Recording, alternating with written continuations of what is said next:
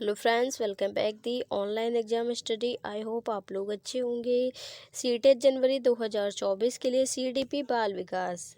आज का टॉपिक है राष्ट्रीय पाठ्यचर्या की रूपरेखा एनसीएफ 2005। एक है एनसीएफ 2005 का पूरा नाम नेशनल करिकुलम फ्रेमवर्क 2005 है। एनसीएफ एक पाठ्यचर्या है। एनसीईआरटी के द्वारा एनसीएफ को बनाया गया है। ये 4th क्रम का एनसीएफ है। इससे पहले और भी एनसीएफ आ चुके हैं जो कि निम्न है। एक है एनसीएफ 1975, 2 है एनसीएफ 1988, 3 है एनसीएफ 2000, 4 है एनसीएफ 2005। इसके जो हेड है प्रोफेसर यशपाल थे।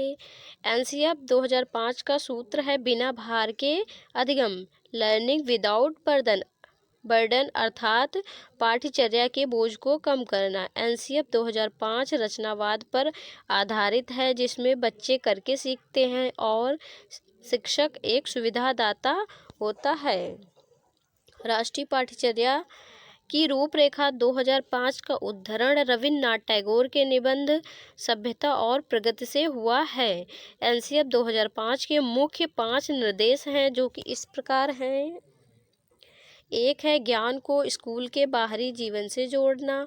2 है परीक्षा को अपेक्षाकृत अधिक लचीला बनाना और कक्षा की गतिविधियों से जोड़ना। 3 है ऐसी अधिभावी पहचान का विकास जिसमें प्रजातांत्रिक राज्य व्यवस्था के अंतर्गत राष्ट्रीय चिंताएं समाहित हों। 4 है यह सुनिश्चित करना कि पढ़ाई रटंत प्रणाली पर आधारित न हो बल्कि समझ आधारित हो। 5 है पाठ्यचर्या का विकास संवर्धन इस प्रकार हो कि बालकों का सर्वांगीण विकास का अवसर उपलब्ध करवाएं। एनसीएफ 2005 से संबंधित सभी महत्वपूर्ण प्रश्न। तो चलिए स्टार्ट करते हैं। प्रश्न नंबर 1 है राष्ट्रीय पाठ्यचर्या की रूपरेखा 2005 का उद्धरण निम्न में से किससे हुआ है। इसके ऑप्शन ए सभ्यता और प्रगति, ऑप्शन बी है गीतांजलि, ऑप्शन सी है गोदान, ऑप्शन डी है विज्ञान एवं तकनीक। इसका जो राइट आंसर होगा ऑप्शन ए होगा सभ्यता और प्रगति। प्रश्न नंबर 2 है राष्ट्रीय पाठ्यचर्या की रूपरेखा के दिशा निर्देश के अंतर्गत आता है। इसके ऑप्शन ए ज्ञान को स्कूल के बाहर जीवन से जोड़ना, ऑप्शन बी है पढ़ाई को रटंत प्रणाली से मुक्त हो, ऑप्शन सी है परीक्षा को अपेक्षाकृत सरल बनाना, ऑप्शन डी उपरोक्त सभी। इसका जो राइट आंसर होगा ऑप्शन डी होगा उपरोक्त सभी। प्रश्न नंबर 3 है राष्ट्रीय पाठ्यचर्या की रूपरेखा 2005 के मार्गदर्शक सिद्धांतों के विषय में सत्य कथन है। इसके ऑप्शन ए पाठ्यचर्या पाठ्यपुस्तक केंद्रित होनी चाहिए, ऑप्शन बी अधिगम प्रक्रिया के अंतर्गत ना समझ आने वाली अवधारणा को रखना चाहिए, ऑप्शन सी स्कूल में प्राप्त ज्ञान को बाहरी जीवन से जोड़ना चाहिए, ऑप्शन डी ऐसी अभिभावी पहचान की अवहेलना करनी चाहिए जो राष्ट्रीय चिंताओं पर आधारित हो। इसका जो राइट आंसर होगा ऑप्शन सी होगा। प्रश्न नंबर 4 है एनसीएफ 2005 के अनुसार सीखना। इसके ऑप्शन ए ज्ञान के निर्माण की प्रक्रिया है, ऑप्शन बी है ज्ञान अवरुद्ध करने की प्रक्रिया, ऑप्शन सी है सीखना व्यक्ति विकास को प्रभावित करती है, ऑप्शन डी उपरोक्त में से कोई नहीं। इसका जो राइट आंसर होगा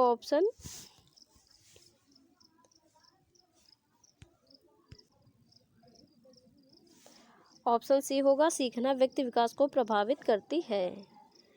प्रश्न नंबर 5 है निम्नलिखित में से कौन सा उदाहरण बच्चों को पढ़ाई के दौरान सक्रिय रखता है। इसके ऑप्शन ए अन्वेषण करना, ऑप्शन बी है प्रश्न पूछना, ऑप्शन सी है वाद विवाद करना, ऑप्शन डी है विचारों की रचना करना। इसके कूट में सही उत्तर चुने। 1 है ए और बी, 2 है बी और सी, 3 है सी और डी, 4 है ए ये सभी। इसका जो राइट आंसर होगा ऑप्शन डी होगा ये सभी या।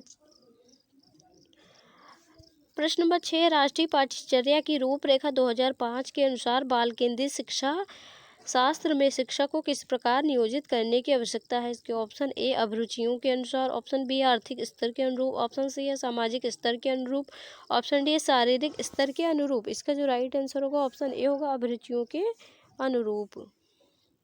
प्रश्न नंबर 7 है राष्ट्रीय पाठ्यचर्या की रूपरेखा 2005 के अनुसार कक्षा में शिक्षक की भूमिका होनी चाहिए।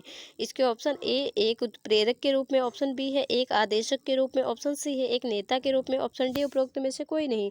इसका जो राइट आंसर होगा ऑप्शन ए होगा एक उत्प्रेरक के रूप में। प्रश्न नंबर 8 है राष्ट्रीय पाठ्यचर्या की रूपरेखा 2005 के अनुसार सत्य नहीं है। इसके ऑप्शन ए सभी बच्चों में सीखने की क्षमता होती है। ऑप्शन बी है सभी बच्चे स्वभाव से सीखने हेतु प्रेरित रहते हैं। ऑप्शन सी है बच्चे व्यक्तिगत स्तर पर एक ही तरह से सीखते हैं। ऑप्शन डी है स्कूल के भीतर व बाहर दोनों जगह सीखने की प्रक्रिया चलती रहती है। इसका जो राइट आंसर होगा ऑप्शन सी होगा, बच्चे व्यक्तिगत स्तर पर एक ही तरह से सीखते हैं। प्रश्न नंबर 9 है एनसीएफ 2005 के अनुसार भाषा अल्पसंख्यक वाले वर्गों के बच्चों को शिक्षा किस प्रकार भाषा में दी जानी चाहिए। इसके ऑप्शन ए उनकी मातृभाषा में, ऑप्शन बी अंग्रेजी में, ऑप्शन सी है हिंदी में, ऑप्शन डी उपरोक्त सभी में। इसका जो राइट आंसर होगा ऑप्शन ए होगा उनकी मातृभाषा में। प्रश्न नंबर 10 है राष्ट्रीय पाठ्यचर्या की रूपरेखा 2005 के अनुसार बच्चों के आकलन का सही तरीका है। इसके ऑप्शन ए वार्षिक परीक्षा, ऑप्शन बी है दैनिक गतिविधियां, ऑप्शन सी है अर्धवार्षिक परीक्षा, ऑप्शन डी इनमें से कोई नहीं। इसका जो राइट आंसर होगा ऑप्शन बी होगा दैनिक गतिविधियां। प्रश्न नंबर 11 है यदि बच्चे फेल होते हैं तो वह दर्शाते हैं। इसके ऑप्शन ए अपनी असफलता को, ऑप्शन बी है स्कूल की असफलता को, ऑप्शन सी है समाज की असफलता को, ऑप्शन डी है परिवार की असफलता को। इसका जो राइट आंसर होगा ऑप्शन बी होगा स्कूल की असफलता को।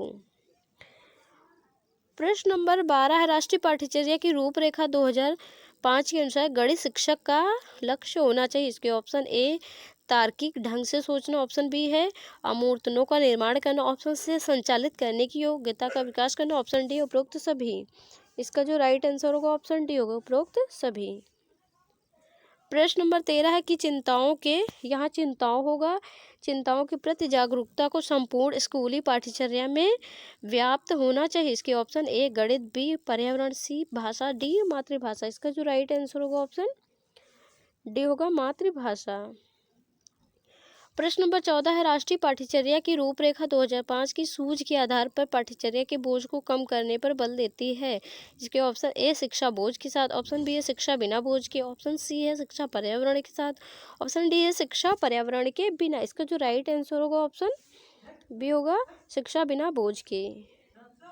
प्रश्न नंबर 15 राष्ट्रीय पाठ्यचर्या की रूपरेखा एनसीएफ 2005 के अनुसार शिक्षक की भूमिका है। इसके ऑप्शन ए अधिनायक की, ऑप्शन बी है अनुमति परक, ऑप्शन सी है सुविधादाता, ऑप्शन डी है सत्तावादी। इसका जो राइट आंसर होगा ऑप्शन सी होगा सुविधादाता। प्रश्न नंबर 16 है शिक्षा के क्षेत्र में पाठ्यचर्या शब्दावली की ओर संकेत करती है। इसके ऑप्शन ए शिक्षण पद्धति एवं पढ़ाई जाने वाली विषय वस्तु, ऑप्शन बी है विद्यालय का संपूर्ण पाठ्यक्रम जिसमें विद्यार्थी प्रतिदिन अनुभव प्राप्त करते हैं, ऑप्शन सी मूल्यांकन प्रक्रिया, ऑप्शन डी कक्षा में प्रयुक्त की जाने वाली पाठ्य सामग्री। इसका जो राइट आंसर होगा ऑप्शन बी होगा विद्यालय का संपूर्ण पाठ्यक्रम जिसमें विद्यार्थी प्रतिदिन अनुभव प्राप्त करते हैं। प्रश्न नंबर 17 है छोटे शिक्षार्थियों को कक्ष में संदेशों के साथ अंतःक्रिया करने के लिए प्रोत्साहित करना चाहिए जिससे। इसके ऑप्शन ए शिक्षक कक्ष को बेहतर तरीके से नियंत्रित कर सके, ऑप्शन बी है वह एक दूसरे से प्रश्नों के उत्तर सीख सके, ऑप्शन सी है पाठ्यक्रम को बहुत जल्दी पूरा किया जा सके, ऑप्शन डी है में पढ़ने के दौरान सामाजिक कौशल सीख सके। इसका जो राइट आंसर होगा ऑप्शन डी होगा में पढ़ने के दौरान सामाजिक कौशल सीख सके।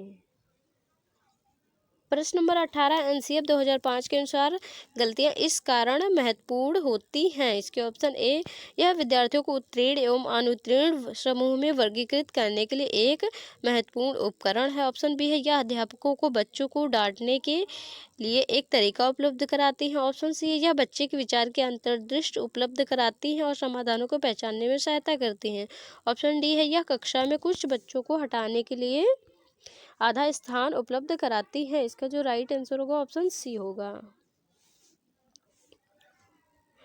प्रश्न नंबर 19 गतिविधि अध्यापकों को मौका देती है कि इसके ऑप्शन ए वे प्रत्येक बच्चे पर ध्यान दे सके, ऑप्शन बी है किसी खास बच्चे पर ध्यान दे सके, ऑप्शन सी है वह अपना स्वयं मूल्यांकन करें, ऑप्शन डी उपरोक्त में से कोई नहीं। इसका जो राइट आंसर होगा ऑप्शन ए होगा वे प्रत्येक बच्चे पर ध्यान दे सकें। प्रश्न नंबर 20 है अनुशासन व्यक्ति के जीवन में बहुत जरूरी है खासकर विद्यालय स्तर पर जब इसकी आधारशिला रखी जाती है। विद्यालय स्तर पर अनुशासन है। इसके ऑप्शन ए केवल शिक्षकों के लिए, ऑप्शन बी है केवल छात्रों के लिए, ऑप्शन सी है शिक्षक एवं छात्र दोनों के लिए, ऑप्शन डी उपरोक्त में से कोई नहीं। इसका जो राइट आंसर होगा ऑप्शन सी होगा, शिक्षक एवं छात्र दोनों के लिए। आई होप आपको हमारी क्लास अच्छी लगी होगी। अगर हमारी क्लास आपको अच्छी लगे तो वीडियो को ज़रूर लाइक करें, कमेंट करें और हमारी वीडियो को अपने फ्रेंड्स के साथ शेयर करें। अगर आप हमारे चैनल पर नए हो तो चैनल को ज़रूर सब्सक्राइब करें। मिलते हैं नेक्स्ट वीडियो में, तब तक के लिए जय हिंद।